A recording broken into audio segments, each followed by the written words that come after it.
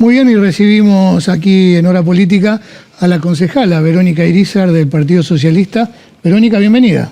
¿Qué tal? ¿Cómo estás, Sergio? Bien. Gracias por la invitación. Gracias, Javi, también. Gracias. Un gusto estar acá. Gracias. Bueno, reforma constitucional mediante, aflora la autonomía para Rosario. ¿Qué expectativas tenemos? Creo que es muy importante para la ciudad, ¿no? A lo largo de estos años hemos estado luchando por la autonomía.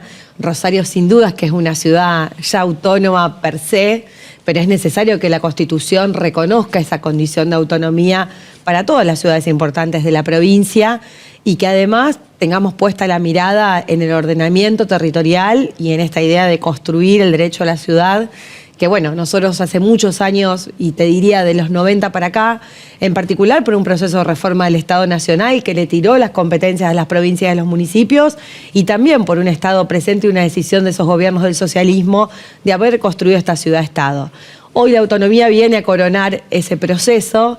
La verdad que también quiero aclarar, porque he escuchado decir cada cosa, gente que no tiene nada que ver con la administración pública, de que eso va a implicar que va a poder cobrar más la ciudad, y en realidad eso no es así. Estamos en un entramado federal, por eso digo, ato la autonomía también a la discusión de la distribución de los recursos, porque si eso no sucede, vamos a quedar solo con el nombre, ¿no? De decir, bueno, somos autónomos, pero lo que hay que dar en serio en Argentina es la discusión de competencias y recursos entre nación, provincia y municipios.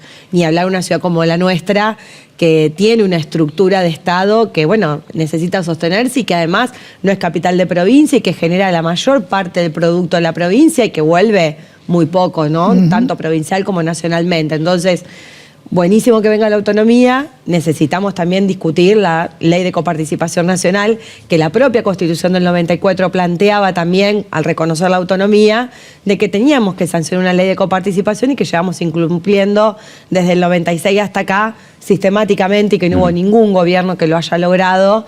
Al contrario, digamos, retrocedimos en atribuciones las ciudades. Y la autonomía también puede ayudar a revertir déficit como el del transporte, por ejemplo, ¿no? que viene marcando o tallando con fuerza en la ciudad en los últimos años.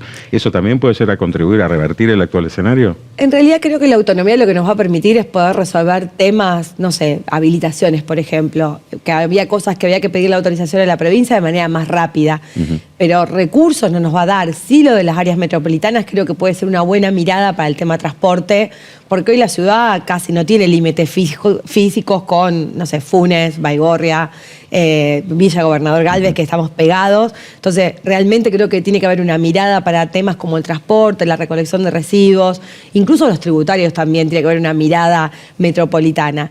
Pero no nos va a dar más atribuciones que las que hoy tenemos en términos del financiamiento. Hoy creo que el problema del transporte es un problema de financiamiento, más desde que lo tenemos a Milei de presidente, que con una mirada, digo, totalmente y profundamente centralista, nos quitó los subsidios al interior del país y no hacia Buenos Aires, y que además nos dijo que no nos iba a aumentar impuestos, pero nos aumentó el principal recurso que tenía el Fondo del Transporte, que es el impuesto a los combustibles líquidos, que no lo vemos, pero que es un tributo que aumentó el 800%, o sea, por 8 se multiplicó.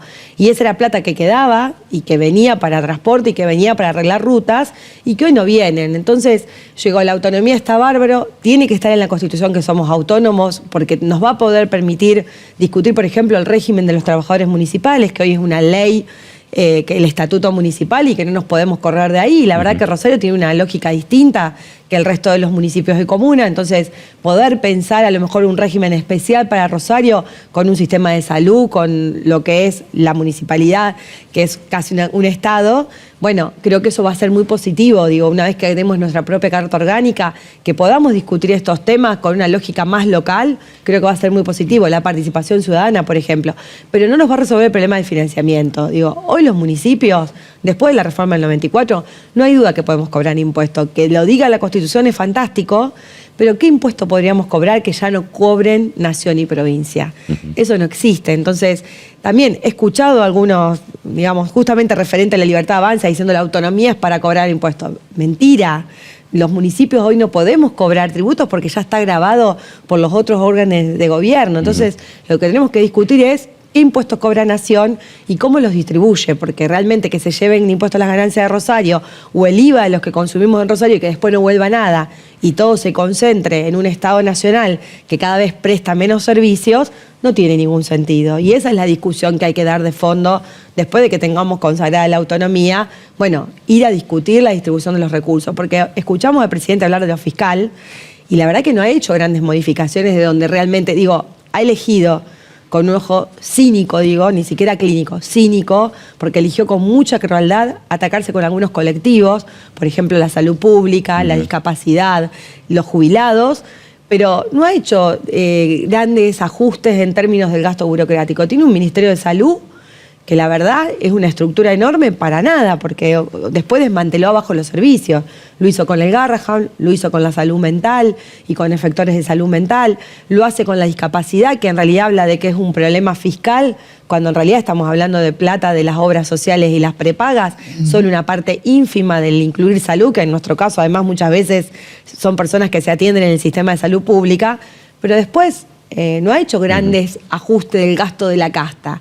Entonces, no nos confundamos, la autonomía no implica que vamos a aumentar los impuestos, que va a cobrar un impuesto nuevo a la municipalidad, porque eso hoy en el entramado que tenemos es imposible, pero sí creo que es importante dar la discusión de que, siendo autónomos, una ciudad como la nuestra, que presta servicios de salud, que presta servicios ambientales, un montón de cosas, cómo damos la discusión de los recursos que nos corresponden para lo que representamos en términos de la provincia de Santa Fe y del país también, ¿no?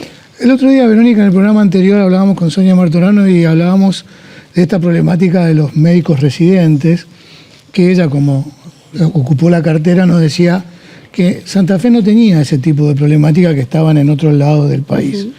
El otro día tuve la posibilidad de compartir el espacio de la protesta, del reclamo, más que protesta, de la gente por el tema de la discapacidad. Y la verdad que, como vos bien decís, es un tema muy sensible. Cuando vos escuchás los testimonios, realmente algunos son muy dramáticos.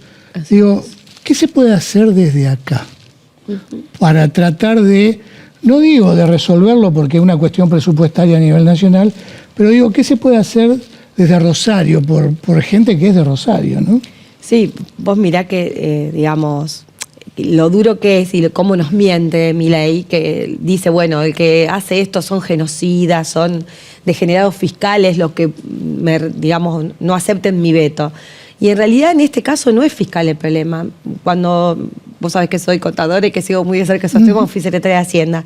Cuando uno mira, es un problema que viene de antes con el proceso inflacionario, y el problema es que los aranceles están totalmente desfasados de lo que fue la inflación. Analizamos diciembre de 2022 con mayo de 2025, y la inflación de ese periodo fue 668%. Los aranceles los ajustó una comisión que regula el Estado Nacional el 340%. O sea, el que hoy es prestador de la discapacidad perdió más de la mitad de su valor de su trabajo, ¿no? Ese es el principal problema que hoy está teniendo el sistema. Y es un problema de regulación, porque no está en el presupuesto nacional ese gasto. Hay solo 32.000 personas en todo el país del incluir salud. El resto es plata que tiene que pagar las obras sociales, en el caso nuestro, IAPOS provincial si querés, pero después el resto de las obras sociales, las prepagas. Y el gobierno no quiere dar ese ajuste como correspondería porque, cree que eso le impacta en la inflación, pero es un problema de un atraso recontra significativo. Y pensá que un profesional, por ejemplo, kinesiología, que el arancel mínimo está apenas un poquito más de 12.000 pesos, cuando el arancel del colegio de kinesiólogos, el mínimo el ético legal, está arriba de los 22.000 pesos. Entonces están cobrando 24.000, creo que es la última actualización.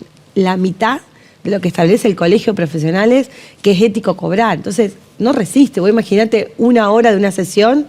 No hay posibilidad. La gente que está hoy todavía prestando servicio lo hace por el compromiso que tiene. Ni hablar con las competencias que tiene de otras terminalidades, ¿no? El fonoaudiólogo, el psicólogo, todo.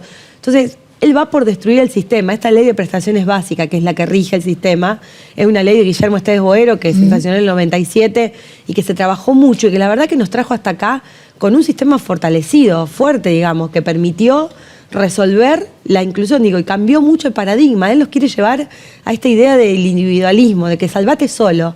Fíjate lo que hicieron, que el titular de la ANDI le dijo a un papá, bueno, es tu problema tener un hijo con discapacidad. Y lo hablo desde los zapatos de una persona que tiene una hija con discapacidad. No es un problema de uno, la sociedad tiene que adaptarse. Eso cambió hace muchos años y Argentina ha suscrito convenios internacionales y convenciones internacionales de discapacidad donde reconoció ese cambio de paradigma, donde, bueno, la sociedad tiene que ver cómo hace para adaptarse y permitirle tener autonomía a esa persona e incluirse en la sociedad. Estamos generando un problema futuro enorme, porque sobre todo en los más chicos, el tiempo que se pierde en un tratamiento en la temprana edad, la estimulación temprana, no se recupera. ¿Qué va a hacer de esos niños, de esos jóvenes, de esos adultos, si no le estamos dando las herramientas para poder resolverlo, ¿no? Y duele mucho ver que esa discusión nos ponga en discusión cosas que eran derechos garantizados, que nadie discutía si entre todos como sociedad resolvíamos esta cosa. Y decir que es un problema fiscal, además es una mentira porque es ínfimo. La oficina del Congreso, la oficina de presupuesto del Congreso estimó el costo de la ley de emergencia, porque además lo que estamos discutiendo hoy es una ley que lo que hace es que se actualicen automáticamente y un par de prestaciones nuevas, pero es una ley de emergencia, ni siquiera es modificar de fondo esta ley actual. Y el impacto que tiene es entre el 0,28 y el 0,51 del Producto Bruto. Realmente es, como sociedad, digo, duele que la sociedad no se movilice y que impida que salga esto. Digo, por lo pronto desde acá, ver qué hacen nuestros representantes, los diputados y los senadores que representan a Santa Fe. Creo que la sociedad tiene que estar interpelándolos de qué van a hacer con esto del veto. Hay que rechazar el veto del presidente porque es insostenible si no el sistema. Y una vez que el sistema se rompa, es muy complejo porque nos deja en una lógica individual de que tenga los recursos va a poder resolver los tratamientos y el que no. Y estamos generando cada vez una sociedad con más desigualdad. Te hago una pregunta cortita y te pido una respuesta cortita. Sí. Digo, ante esta polarización que se está vislumbrando para las elecciones de octubre, ¿cómo ves las posibilidades de Provincia Unidas? Yo veo muy bien la propuesta de Provincia Unida. Creo que nuestro país tiene este gran problema, que es esta grieta que nos tiene... Cambiaron un poco algunos actores, se fue más a la derecha, la parte que era votante de PRO y que ahora es de Milei.